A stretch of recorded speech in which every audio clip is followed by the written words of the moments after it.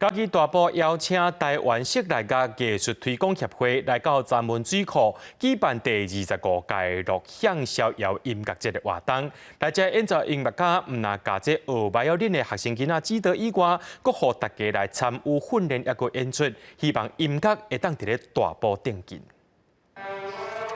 东吴大学音乐系副教授认真咧教大埔中小学的学生来学小提琴，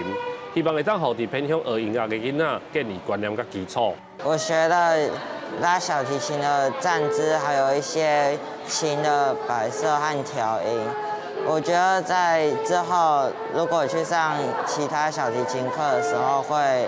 更容易的去注意这些东西。城乡有差距，这个资源较少。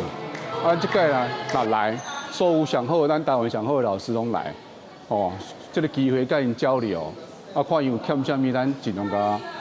甲因指导安尼。嘉义县大埔乡当咧推广小提琴的艺术发展，台湾室内甲艺术推广协会接受因的邀请，专工来这演出，而且搁替学生囡仔安排做伙练习甲演奏。可以精进自己，然后让自己的小提琴更进步。只有3点外钟的这种车程的这个空间，会当讲阮其实大埔乡无这种空间甲机会。我相信讲这6天5暝，或者囡仔有更较大的空间去学习。连续5天的演出，协会邀请国内有名音乐家到位，希望透过行动的支持，除了协助偏向音乐艺术的发展，嘛替偏向囡仔音乐学习带来提升的机会。记者林慧婷，嘉义报道。